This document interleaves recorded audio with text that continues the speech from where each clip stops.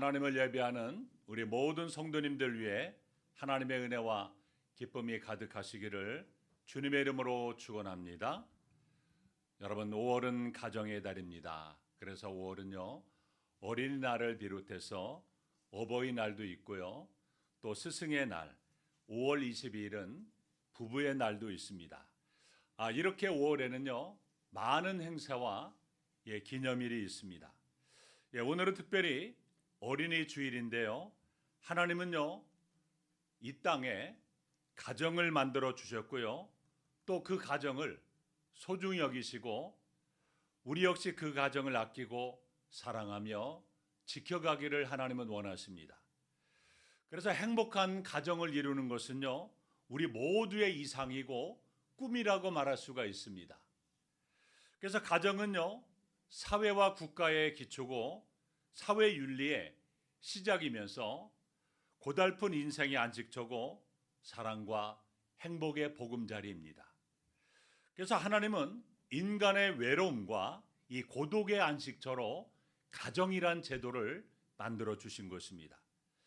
그래서 조지 무어라는 분은 이 가정의 소중함을 이렇게 정의했습니다. 인간은 자기가 갖고 싶은 것을 찾기 위해서 세상을 방황하다가 결국엔 가정 안에서 그것을 발견한다고 했습니다. 여러분, 사람은 결국에요 가족의 품으로 돌아오고 가정 안에서만 자신의 정체성을 회복합니다. 바로 이런 본능에 따라서 현대인들의 최고 관심사는 어디에 있습니까? 바로 건강과 가정에 있습니다. 그렇습니다. 가정만이 몸과 영혼의 안식처입니다. 그래서 우리는 가정을요 뭐라고 불러요? 작은 천국이라고 부르잖아요. 그렇기 때문에 가정은 중요하고요, 가정은요 행복해야 됩니다. 그런데 행복해야 될 가정들이요 행복하지 못하고 불행한 가정들이 너무나 많은 것을 보게 됩니다. 여러분, 현대의 가정을 한 시인은 이렇게 풍자했습니다. 즐거운 나의 집이라고 옛 시인은 노래했으나 지금은 정류장이 되었다는 말을 들었다오. 먹기 위해서, 잠자기 위해서, 그리고 달리기 위해서 정류장에 잠시 들리게 되었네. 사무실도, 영화도, 클럽도, 데이트도 더 이상 가족과 즐길 수 없게 되었다오. 여러분, 이 시는요 오늘날 현대 가정이 정과장화, 하숙집화 되어가고 있는 그러한 모습을 그려주고 있는 것입니다. 가정을 지켜야 할 아버지와 어머니의 모습은 잃어버리고 한낱 나그네들이 잠시 머물다 가는 정류장으로 향하고 있는 그런 실상을 보여주고 있는 것입니다. 여러분, 가정이 무너져가고 위기를 당하는 이 시대에 우리가 어떻게 해야 행복한 가정을 이룰 수 있을까요? 첫째로 우리는 온 식구가 하나님을 섬기는 가정이 돼야 행복할 수가 있습니다.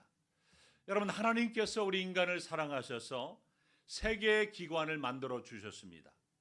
자, 그것이 뭐냐면 가정과 교회와 천국입니다.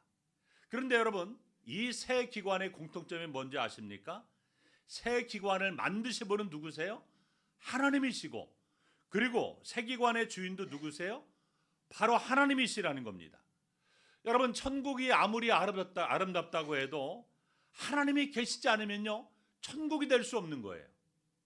여러분, 교회가 아무리 건물이 웅장해도요 하나님이 계시지 않는다면 그것은 교회라고 말할 수가 없는 것입니다. 마찬가지로 하나님이 계시지 않은 가정은요 절대로 행복할 수가 없습니다. 여러분, 가정의 행복의 기초는 바로 하나님이십니다. 하나님의 은혜와 십자가의 사랑으로 죄사함 받고 구원받은 가정만이 행복할 수가 있다는 것입니다.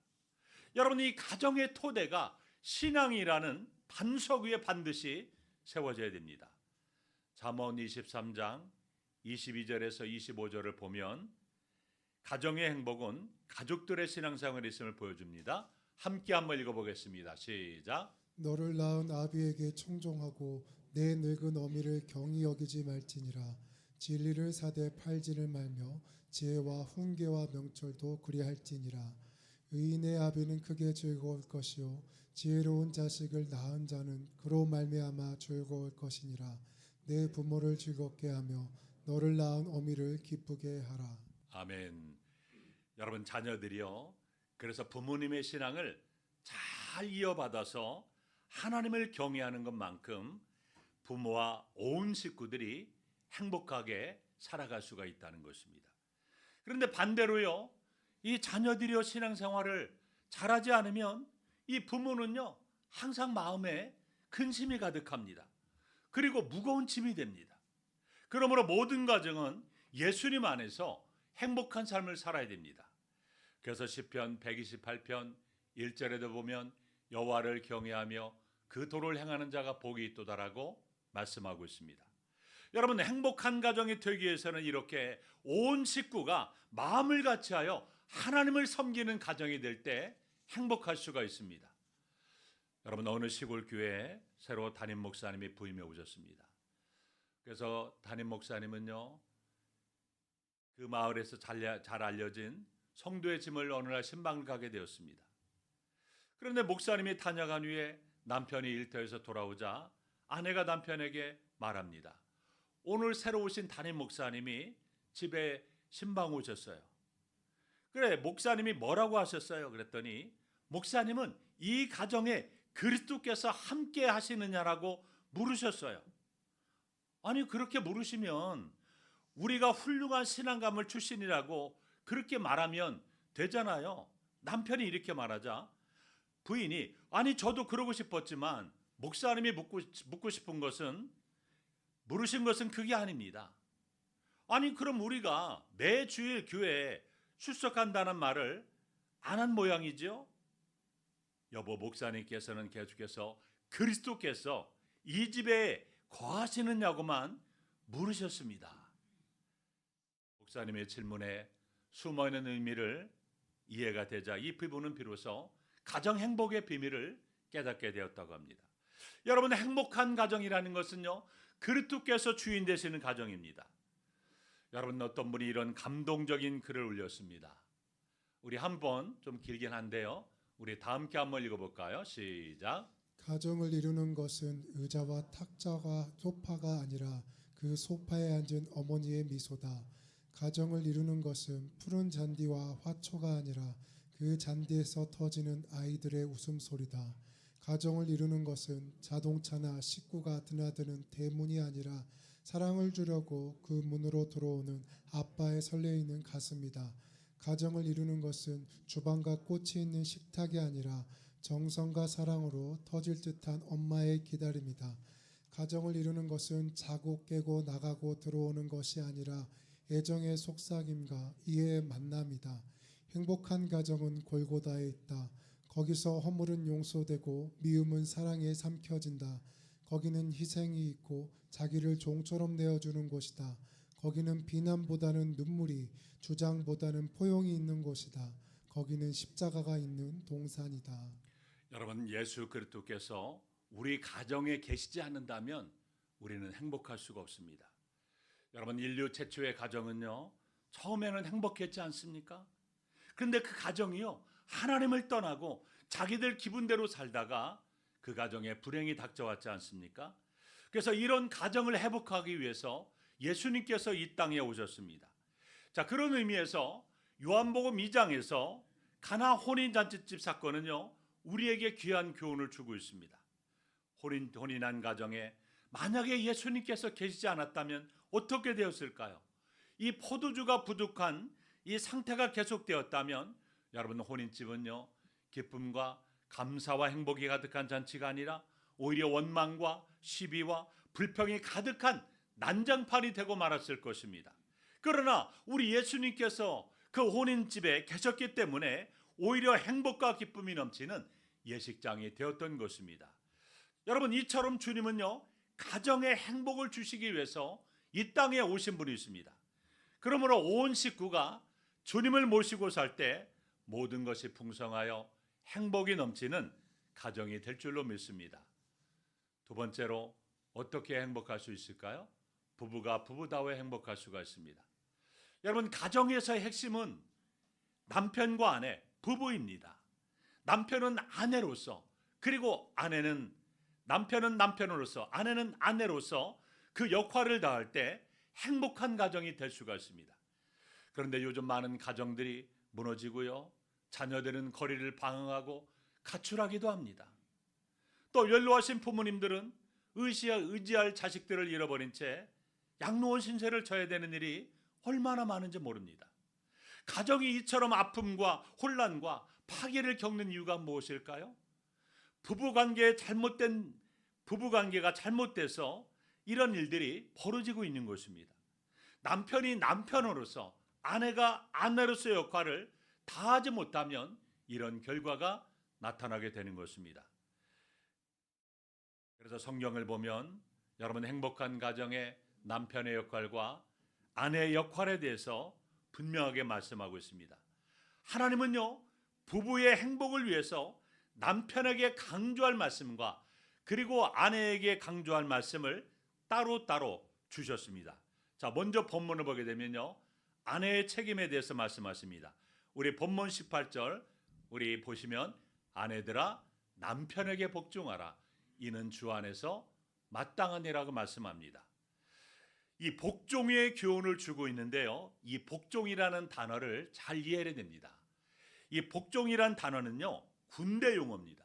여러분, 군대 용어, 군대는요 명령에 살고 명령에 죽지 않습니까? 이 군대 용어인데요, 이 차례로 정렬시킨다는 그런 뜻에서 나온 말이 이 복종이라는 단어입니다. 자, 그러니까 하나님의 말씀에 아내들아 남편에게 복종하라는 의미는요, 가정의 질서를 위해서 복종하라는 말이에요. 남편의 권위 아래 자신을 두어야 한다는 뜻입니다. 아내가 남편에게 순종하면서 남편의 권위 아래서 자신을 두기 위해서는요, 무엇보다도 남편의 권위를 존중해 줄 줄 알아야 됩니다. 여러분, 하나님은요, 가정의 질서와 행복을 위해서 남편을 가정의 리더로 세워주신 것입니다. 그런데 남편이 가정의 리더로서 이 가정을 잘 이끌어가기 위해서는요, 아내가 이 남편의 권위를 잘 인정해 주면서 남자의 자존심을 세워줘야 됩니다. 그러므로 아내는요, 남편이 때로는 좀 부족해도 남편의 권위를 인정하면서 존중해 줄 줄 알아야 됩니다. 무엇보다도 아내의 아름다운 모습은요, 남편을 변화시키는 강력한 도구가 된다는 사실을 우리 여성분들은 알아야 됩니다.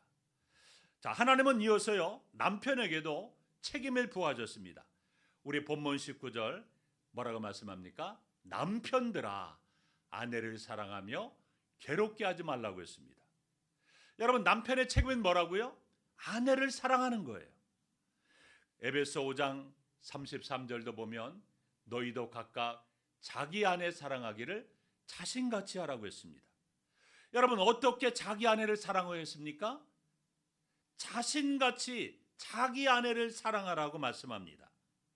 여러분, 사람은 누구나 자기 자신을 사랑하잖아요. 자기 자신을 사랑 안 하는 사람이 있습니까? 없잖아요.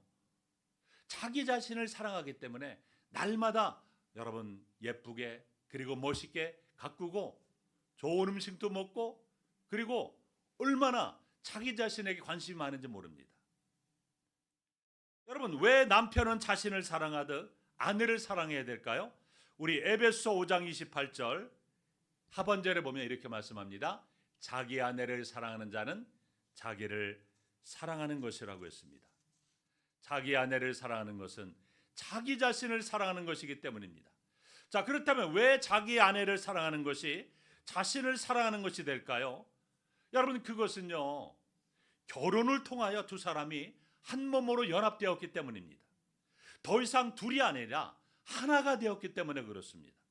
그러므로 아내에게 상처를 주는 것은요, 곧 자기 몸에 상처를 입히는 것과 같고, 아내를 저주하는 자는요, 곧 자기 자신에게 저주를 하는 것이 되는 것입니다. 여러분, 여기서 말하는 사랑은요, 어떤 사랑을 말할까요? 자기 아내를 사랑하라고 했는데 어떤 사랑을 말하냐면 아가페 사랑을 말합니다. 아가페 사랑은요, 하나님이 인간을 사랑하신 희생적이고 헌신적인 무조건적인 사랑을 말합니다. 그러니까 에베소 5장 25절 말씀을 보면 이렇게 말씀합니다. 우리 남편들만 한번 읽어보겠습니다. 시작. 남편들아 아내 사랑하기를 그리스도께서 교회를 사랑하시고 그 교회를 위하여 자신을 주심같이 하라. 여러분, 예수님은 교회를 사랑하셨기 때문에 십자가에 못 박혀 죽으셨어요. 교회를 사랑하셨기 때문에 자기의 모든 생명까지 다 내어주셨습니다. 자, 이렇게 사랑은요, 아낌없이 주는 거예요. 희생적인 거예요. 이것이 바로 하나님의 사랑입니다. 상대방의 유익을 위해서 자신을 희생하는 것이 바로 아가페 사랑입니다. 그런데 주님이요, 바로 이 사랑으로 교회를 사랑하셨어요. 그런데 하나님은 남편 된 자들에게 아내를 그렇게 사랑하라고 말씀하고 있습니다. 우리 남편분들에게 묻습니다. 아내를 그렇게 진정으로 사랑하고 있습니까? 주님처럼 목숨을 버리기까지 사랑하라는 말씀입니다. 이것이 바로 남편의 책임이에요. 그러므로 행복한 가정을 이루기 위해서는 이 말씀을 기초로 해서 부부간에 서로 노력을 해야 됩니다. 그래서 어떤 사람은요, 이 부부관계를 꽃을 기르는 하원과 같다라고 했습니다. 그냥 무관심 가운데 버려두면요, 거기에는요 잡초가 무성해지고요, 벌레가 생기고 꽃이 피지 못해서 결국에는 열매를 맺지 못하고 하원이 문을 닫게 되지 않습니까?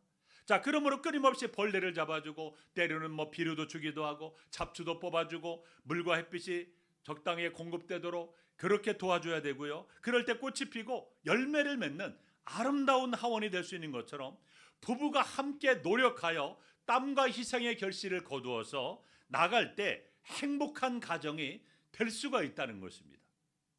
여러분, 남편은 아내가 진정으로 원하는 것이 무엇이고 아내는 남편이 무엇이 원하는 것을 잘 살펴야 됩니다.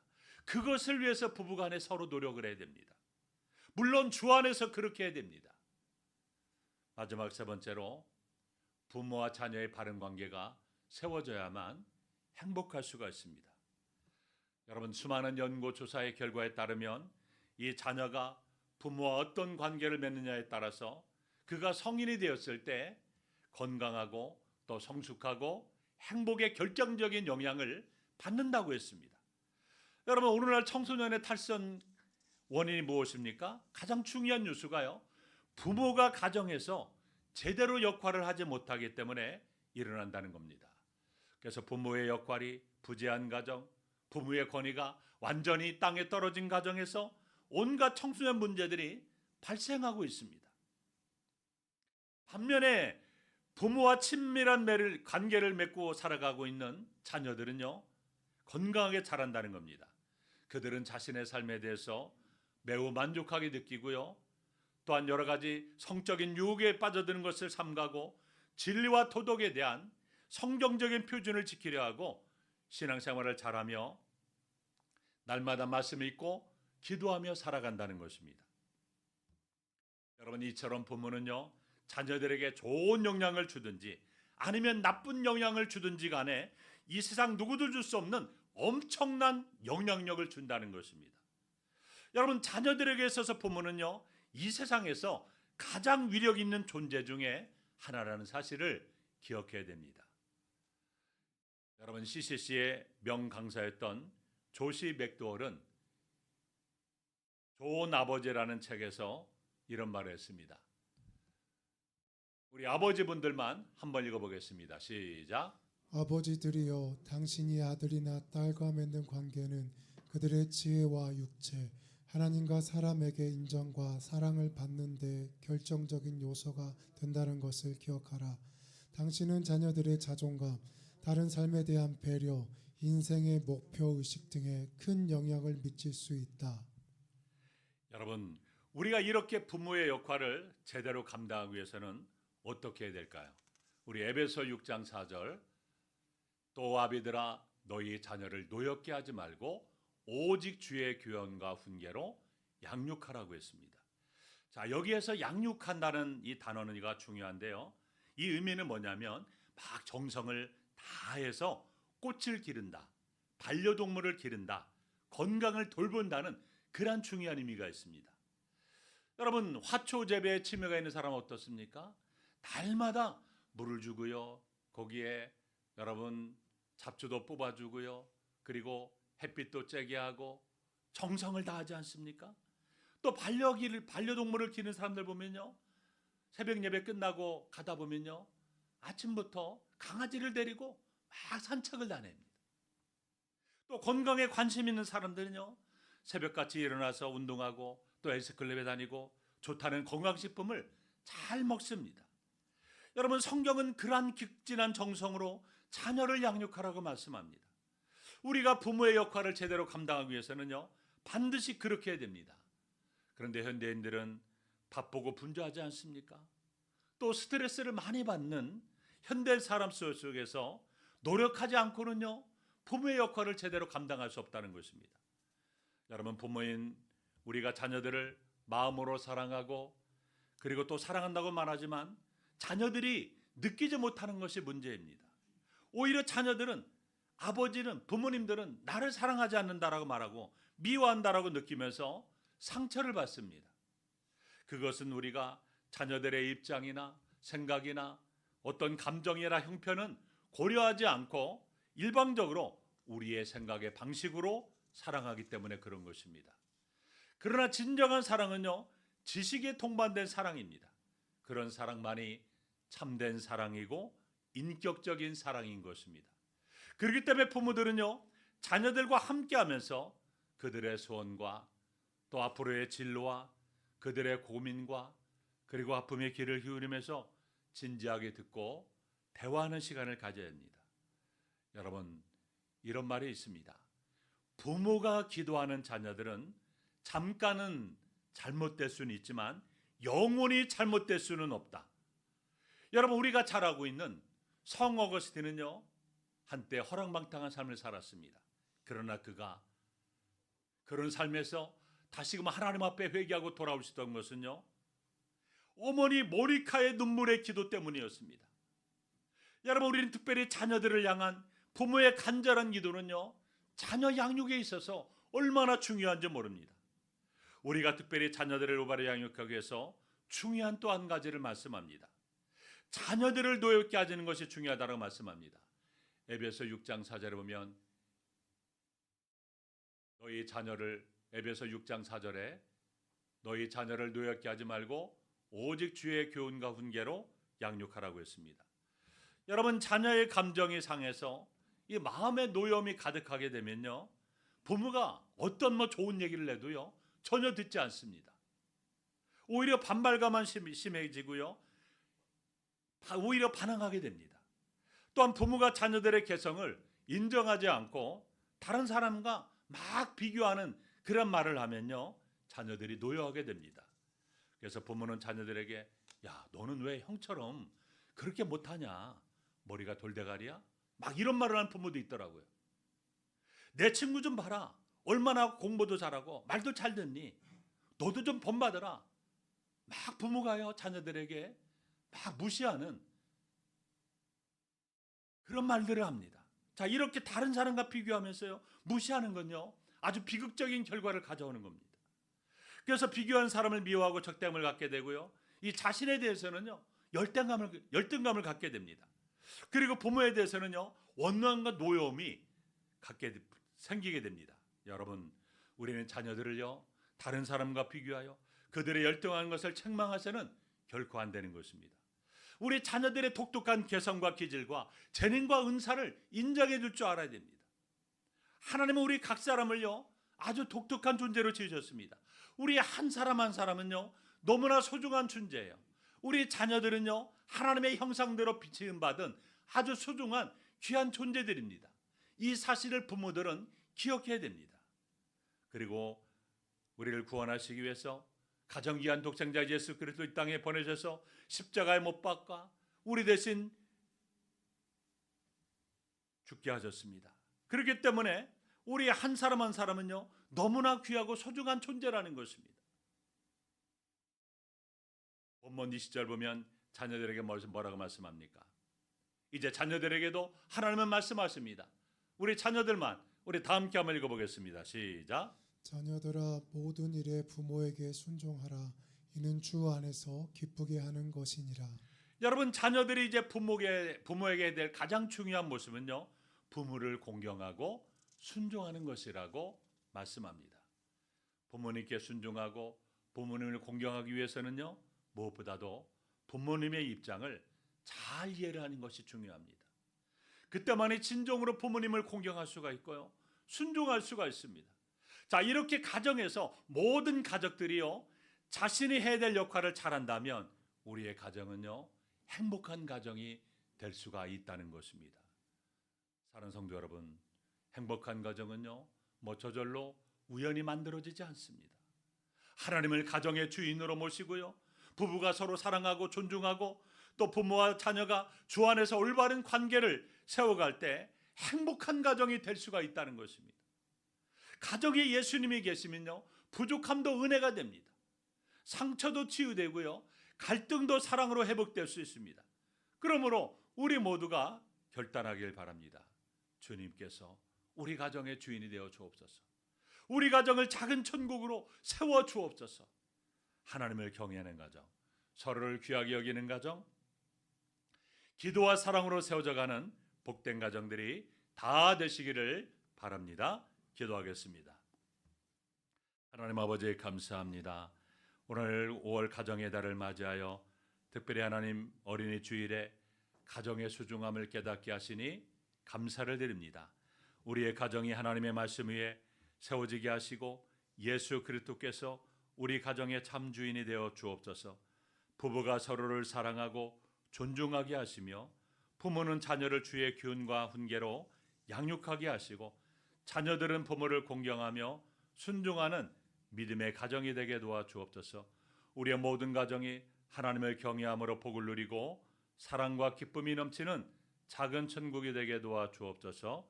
예수님의 이름으로 기도합나이다. 아멘. 말씀을 생각하면서 주의 가정 찬양 부르시며 하나님 앞에 귀한 헌금을 봉헌하겠습니다.